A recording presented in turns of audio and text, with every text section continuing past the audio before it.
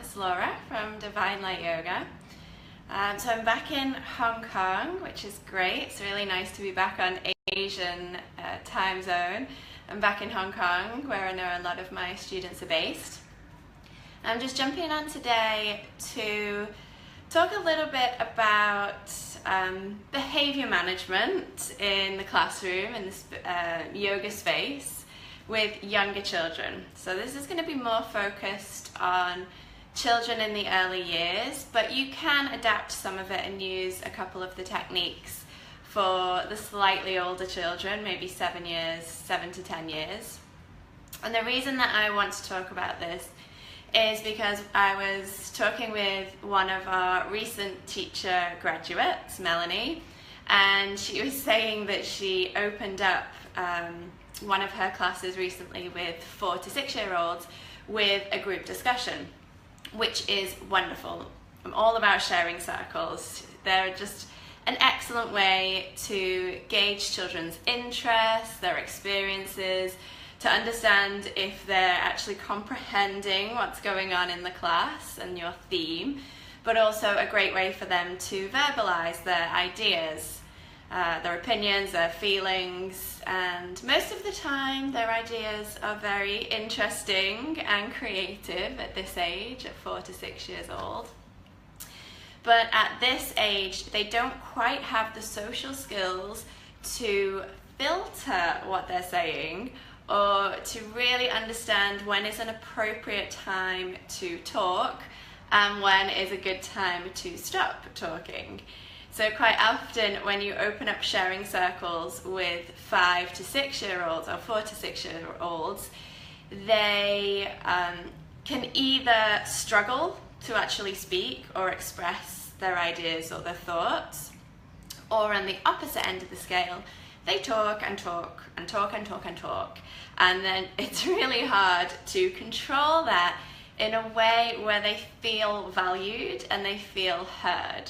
So we want children to express their ideas. We want them to feel that their ideas and their opinions and feelings really matter to us, because they do.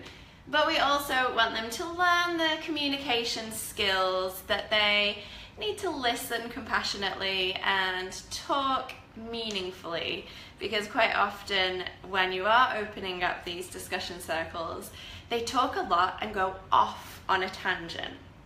So today I'm talking about just 3 techniques on how you can manage children, young children who like to talk a lot, not listen so much, but talk a lot, and how to really control that so that they still feel valued and heard.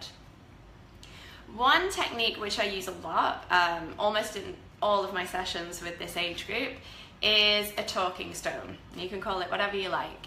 But I use my talking stone, and I have a rose quartz crystal, but you can use a shell or any kind of pebble, even a magic wand. It could be a talking wand. So with this age group, anything that looks beautiful, sparkly, is very attractive to them. So I use my rose quartz crystal, and I tell them that this is a stone in which when we're holding it, we are talking, and we are talking mindfully, we're talking compassionately or kindly, we're talking nice, kind, gentle words, so whatever words you would like to use with the children. And when we are not holding the stone, we are listening carefully and kindly. So this is one great way to control, or manage, I should say, how to manage the sharing circles. So if they're not holding the stone, then they are listening. So you are holding the stone for the majority of the time, and then you're passing it around and encouraging those children that like to talk a lot to maybe pass on the stone. So maybe you can give them a minute to talk, and if you know this is going off on a completely different tangent, then you can say to the children, what you're saying is very, very important and very interesting, and I really want to hear more about it. So maybe we can talk more about it after the class. You can come and tell me your story after the class. And right now, maybe you'd like to pass the talking stone on to your friend. And they're quite happy to do that, because you're suggesting that they are sharing the talking time.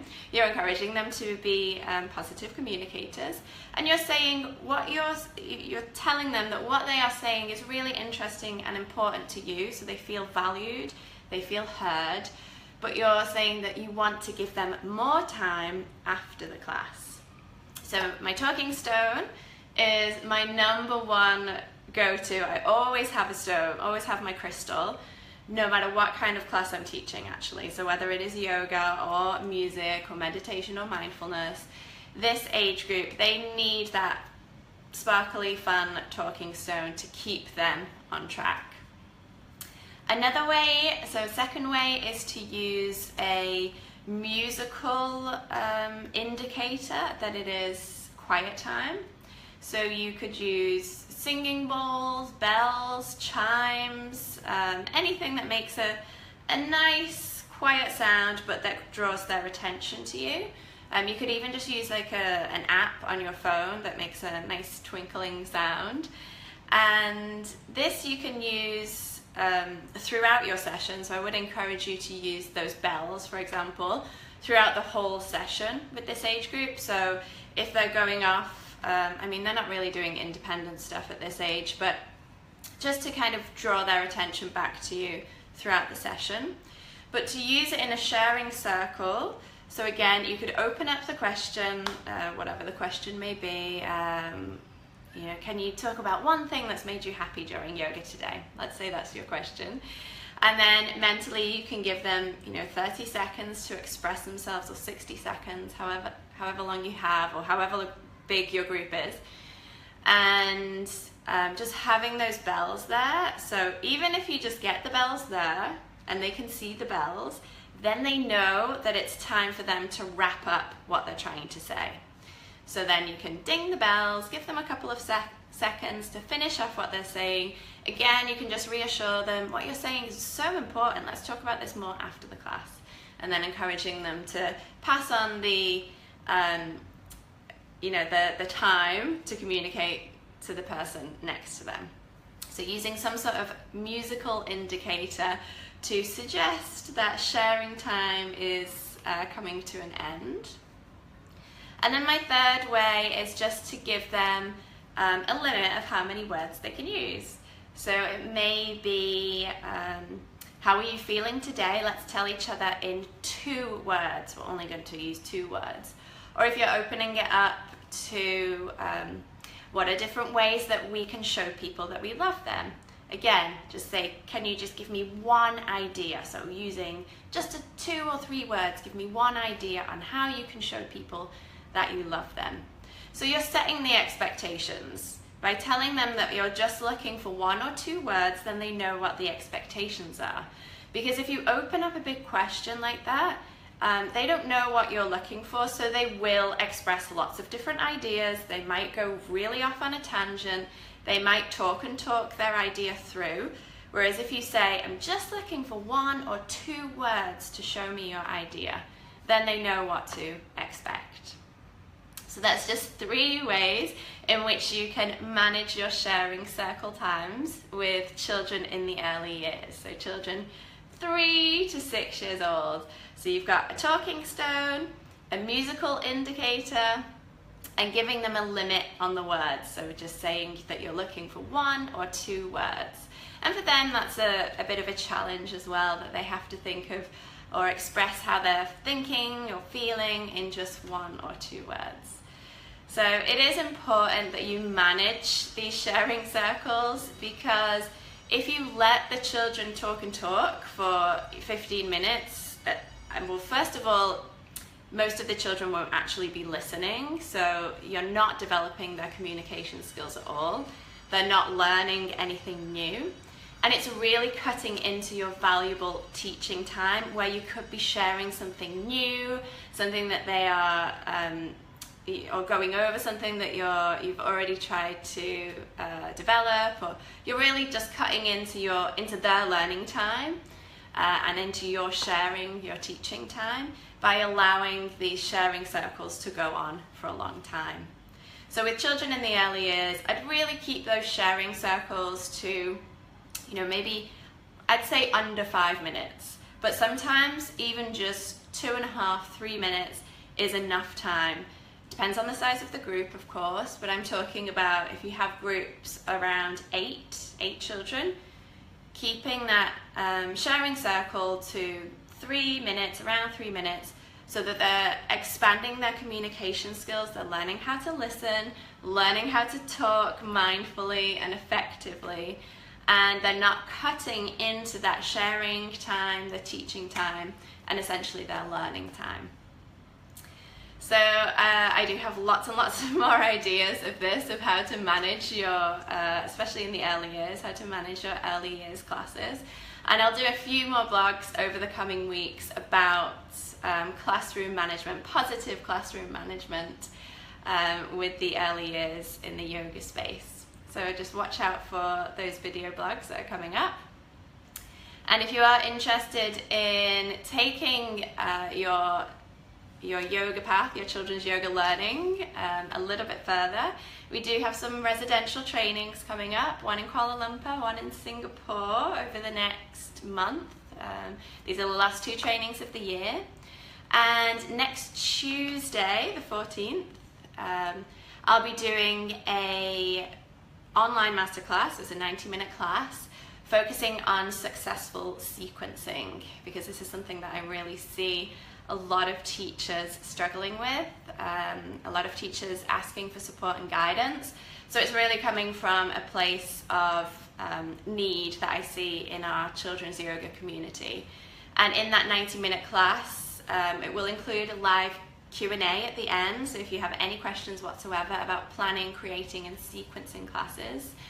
And the main body of that will be really focusing on children's learning styles, so the 7 learning styles, and somatic cycling, behavior cycles, and how to use that to understand the children's needs, to understand their interests, and how to use that to plan and create quality classes. And this is not just beneficial for the children, this is highly beneficial for you as the teacher. Because if you have a successful formula to create and plan classes and structure your classes, this is going to save you a lot of time on planning, and it's also going to help you with behavior management. Because especially with the little ones, if you have an illogical sequence, if your class is not very focused, if it doesn't make sense, if the children don't feel like they have direction, that will dramatically affect their behavior, which as a result will affect how your entire class goes. So the sequencing of classes, the planning of classes is so important to the children's learning and to how you as a facilitator feel. I'm sure that we've all experienced those classes where it feels a little bit chaotic and unstructured, maybe a little bit out of control or disorganized. And most of that comes down to effective planning and sequencing. So if you want to find out more about how you can join that 90-minute masterclass, I will post the information below this video feed. So for those of you that are in Asia, enjoy the rest of your day. And for those of you that are stateside, the rest of the world, have a great evening. And I hope to see you online or on one of our residential trainings soon. Namaste.